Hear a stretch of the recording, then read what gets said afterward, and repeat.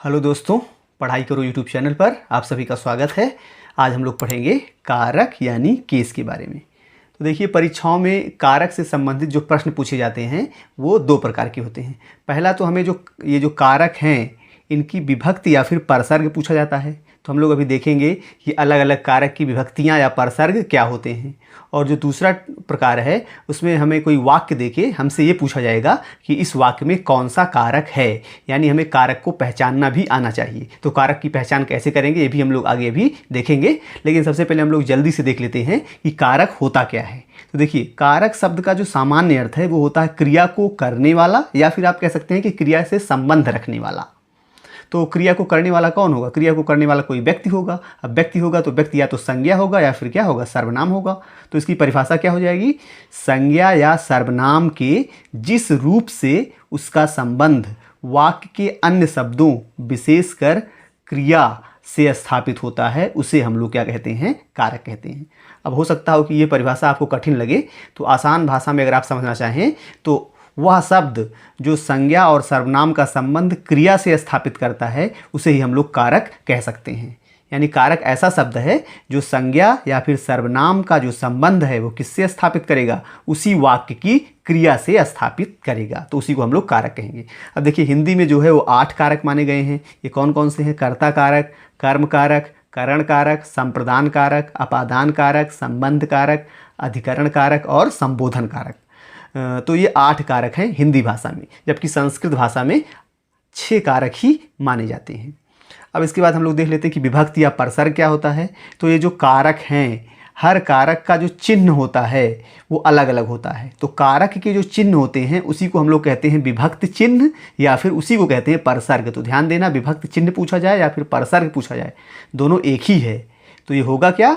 जो कारक का चिन्ह है वही क्या है? विभक्ति या परसर्ग है। अगर आप इसकी परिभाषा देखना चाहें तो क्या हो जाएगा? कारक को प्रकट करने के लिए संज्ञा तथा सर्वनाम के साथ जो चिन्ह या प्रत्यय लगाया जाता है उसे ही हम लोग विभक्ति या फिर परसर्ग कहते हैं। तो विभक्ति या परसर्ग का सामान्य मतलब हो गया कि जो कारक है उसका जो चिन्ह होगा उसी को हम लोग कहेंगे विभक्ति या परसर्ग। यानी अगर हमें कारक की पहचान करनी है तो हमें उसकी विभक्ति और परसर्ग क्या है, पता होना चाहिए। तो अब हम लोग देख लेते हैं कि अलग अलग कारक की जो विभक्ति या फिर परसर्ग हैं वो क्या होते हैं और उनका अर्थ क्या है, और उदाहरण के द्वारा हम लोग अच्छे से समझ लेते हैं। तो देखिए, सबसे पहले हम लोग देख लेते हैं कर्ता कारक। तो कर्ता कारक की जो विभक्ति या परसर्ग, ध्यान देना विभक्ति या परसर्ग एक ही है, तो चाहे विभक्ति कहें या फिर परसर्ग कहें एक ही बात हो जाएगी। तो कर्ता कारक का जो परसर्ग है वो क्या है? ने है।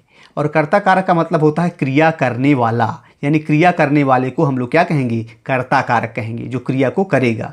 जैसे देखिए, यहाँ पे है राहुल पढ़ता है, राकेश ने खाना खाया। तो यहाँ पे राहुल और राकेश दोनों क्रिया को कर रहे हैं, तो राहुल और राकेश क्या हो जाएंगे? ये कर्ता कारक हो जाएंगे। अब यहाँ पे देखिए, कर्ता कारक की जो विभक्ति है ने, वो कुछ वाक्यों में देखिए या तो छुपा रहता है या और कुछ वाक्यों में जो है वो वहाँ पे रहता है, लेकिन कुछ वाक्यों में वो छुपा भी रहता है। जैसे देखिए, यहाँ पे राहुल पढ़ता है, यहाँ पे देखिए ने नहीं आया है जबकि ये कर्ता कारक है। जबकि यहाँ पे देखिए राकेश ने खाना खाया, यहाँ पे ने आया है, तो यहाँ पे आप ने को देखकर पहचान सकते हैं कि क्या है? कर्ता कारक है। तो जो ने है वो प्रायः भूतकाल में, भूतकाल का अगर वाक्य है तो उसमें ने आता है, लेकिन अगर वर्तमान काल हो या भविष्य काल हो तो उसमें जो कर्ता कारक का जो चिन्ह है ने, वो प्रायः नहीं आता है। इसके बाद हम लोग देख लेते हैं कर्म कारक। तो कर्म कारक की विभक्ति या परसर्ग क्या है? वो को है। कर्म कारक क्या हो जाएगा? जिस पर क्रिया का प्रभाव पड़े, यानी जिस पर क्रिया का प्रभाव पड़ता है उसको हम लोग क्या कहते हैं? कर्म कारक कहते हैं। और इसका जो परसर्ग है वो क्या है? को है। अब ये जो को है ये भी कुछ वाक्यों में आता है और कुछ वाक्यों में छुपा रहता है। जैसे देखिए, पूजा रोटी खाती है, यहाँ पे इसका अगर अर्थ आप देखें तो क्या होगा? पूजा रोटी को खाती है, लेकिन यहाँ पे को छिपा हुआ है। लेकिन यहाँ पे जो रोटी हो जाएगी वो रोटी क्या हो जाएगी? कर्म कारक हो जाएगी, क्योंकि खाती है, खाती है का प्रभाव किस पे पड़ रहा है? रोटी पे पड़ रहा है, पूजा पे नहीं पड़ रहा है, तो रोटी क्या हो जाएगी? कर्म कारक। इसी प्रकार से नेहा ने पूजा को पीटा, तो यहाँ पे देखिए को आया हुआ है, तो यहाँ पे पूजा ये क्या हो जाएगा? पूजा जो है वो कर्म कारक हो जाएगा। इसके बाद देख लीजिए करण कारक। करण कारक की जो विभक्ति है वो है से या फिर क्या हो जाएगा? द्वारा हो जाएगा। तो करण कारक को हम लोग कैसे पहचानेंगे? तो करण कारक का मतलब होता है कि जिस साधन द्वारा क्रिया की जाए, यानी जिस साधन के द्वारा क्रिया की जाती है उसको हम लोग क्या कह देते हैं? करण कारक कह देते हैं। जैसे यहाँ पे दिया गया मैं कलम से लिखता हूँ, तो यहाँ पे लिखने का जो साधन है वो क्या है, कलम है। तो जो कलम से आया है, कलम से, ये क्या हो जाएगा, करण कारक हो जाएगा। इसी प्रकार बच्चे गेंद से खेल रहे हैं, तो यहाँ पे खेलने का साधन क्या है, गेंद है, तो गेंद से क्या हो जाएगा, करण कारक हो जाएगा। क्योंकि यहाँ पे देखिए जो चिन्ह है वो से, यहाँ पे भी से आया हुआ है, तो से के द्वारा आप आसानी से पहचान सकते हैं कि कौन सा कारक हो जाएगा, करण कारक हो जाएगा। तो चिन्ह के द्वारा भी आप आसानी से पहचान सकते हैं। इसके बाद संप्रदान देख लीजिए, संप्रदान का परसर्ग है को या फिर हो जाएगा के लिए। तो इसका मतलब होता है जिसके लिए क्रिया की जाए, तो जिसके लिए क्रिया की जाती है उसको हम लोग कहते हैं संप्रदान कारक। संप्रदान में देखिए प्रदान आया है, तो अगर किसी को कुछ प्रदान किया जा रहा है तो प्रायः वो संप्रदान कारक होता है। प्रदान माने किसी को कुछ देना, तो किसी को कुछ दिया जा रहा है वाक्य में, तो वो कौन सा वाक्य हो जाता है, वो वहाँ पे कौन सा कारक हो जाएगा, संप्रदान कारक हो जाएगा। जैसे यहाँ पे देखिए वह भाई के लिए कपड़ा लाया, तो यहाँ पे देखिए के लिए इसका चिन्ह है, तो के लिए यहाँ पे आया है, के लिए आया है तो हो जाएगा ये कौन सा कारक, संप्रदान कारक। इसी प्रकार से रोगी को दवाई दो, यहाँ पे चिन्ह आया है को, तो रोगी को दवाई दो, इस वाक्य में कौन सा कारक हो जाएगा, संप्रदान कारक। तो संप्रदान कारक में प्रायः किसी को कुछ ना कुछ दिया जाता है। तो यहाँ पे ध्यान देना है कि कर्म कारक का भी चिन्ह को है और संप्रदान कारक का भी चिन्ह को है, लेकिन कर्म कारक और संप्रदान कारक में अंतर है। संप्रदान कारक में किसी को कुछ ना कुछ दिया जाएगा, तो अगर किसी को कुछ ना कुछ दिया जा रहा है तो संप्रदान कारक ही होगा, कर्म कारक नहीं होगा। तो ध्यान देना इस वाले को और इस वाले को में अंतर है। इसके बाद हम लोग देख लेते हैं अपादान कारक। तो अपादान कारक का जो विभक्ति है वो होता है से, अलगाव के अर्थ में, यानी अपादान कारक में क्या होता है, जिससे अलगाव होता है वो कौन सा कारक हो जाएगा, अपादान कारक हो जाएगा। अगर अलगाव हो रहा है जिससे, वो अपादान कारक होगा, और इसका चिन्ह से है।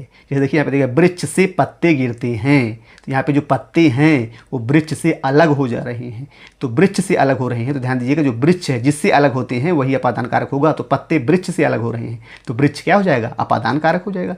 इसी प्रकार ट्रेन स्टेशन से चली गई, अब देखिए ट्रेन जो है वो स्टेशन से चली गई, तो स्टेशन से अलग हो गई, स्टेशन से अलग होकर चली गई है ट्रेन, तो स्टेशन जो हो जाएगा वो क्या हो जाएगा, अपादान कारक। यहाँ पे ध्यान देना है कि जो स्थिर रहता है वही अपादान कारक होता है, जो जाता है वो नहीं होता है, जो स्थिर रहेगा। जैसे यहाँ पे वृक्ष स्थिर है तो वृक्ष अपादान कारक होगा। यहाँ पे स्टेशन स्थिर है जबकि ट्रेन उससे अलग होकर चली गई है, तो यहाँ पे स्टेशन क्या हो जाएगा, अपादान कारक।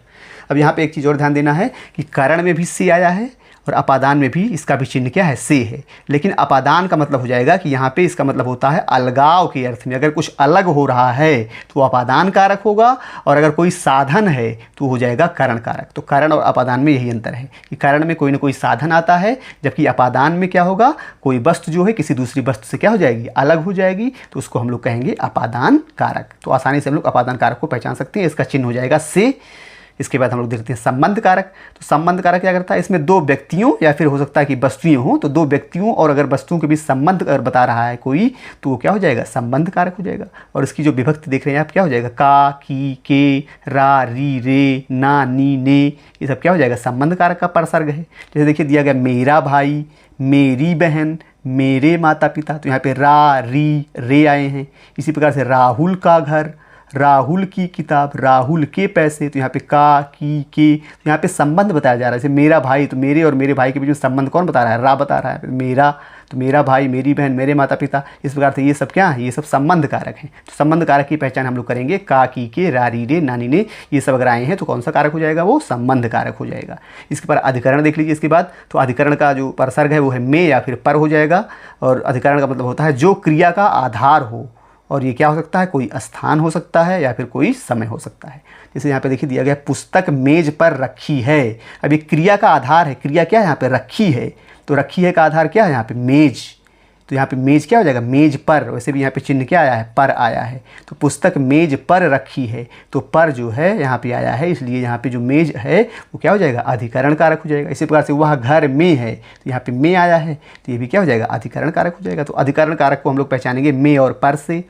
अब इसके बाद लास्ट में हम लोग देखते हैं संबोधन। तो संबोधन का मतलब हो गया कि इससे किसको क्या किया जाता है, पुकारा जाता है। जैसे हे, अरे, अजी, ये सब क्या है, ये सब संबोधन कारक के परसर्ग हैं। जैसे देखिए इसका उदाहरण देख लीजिए, राहुल कहाँ जा रहे हो, तो यहाँ पे राहुल को बुलाया जा रहा है। भगवान दया करो, यहाँ पे कोई भगवान को याद कर रहा है। तो संबोधन का मतलब जिससे किसी को पुकारा जाएगा तो कौन सा कारक हो जाएगा, संबोधन कारक हो जाएगा। इसको हम लोग साइन ऑफ एक्सक्लेमेशन से क्या कर सकते हैं, आसानी से पहचान सकते हैं। तो इस प्रकार से देखिए हम लोग विभक्त के द्वारा अलग अलग कारक को पहचान सकते हैं। जैसे कर्ता को पहचानेंगे किससे, ने से, कर्म को पहचानेंगे को से, कारण को से या द्वारा से, संप्रदान को के लिए से पहचानेंगे, अपादान को से पहचानेंगे, लेकिन यहाँ पे अलगाव होगा। संबंध के लिए का, की, के, रा, री, रे हो जाएगा। अधिकरण के लिए में, पे, पर हो जाएगा और संबोधन के लिए हे, अरे हो जाएगा। तो इस प्रकार से हम लोग विभक्तियों के द्वारा जो है आसानी से कारक को पहचान सकते हैं। तो उम्मीद करते हैं कि वीडियो आपको अच्छा लगा होगा, और वीडियो अगर आपको अच्छा लगा है तो आप इसको लाइक करें, शेयर करें और साथ ही साथ इस चैनल को सब्सक्राइब अवश्य करें। वीडियो देखने के लिए आपका बहुत बहुत आभार, धन्यवाद।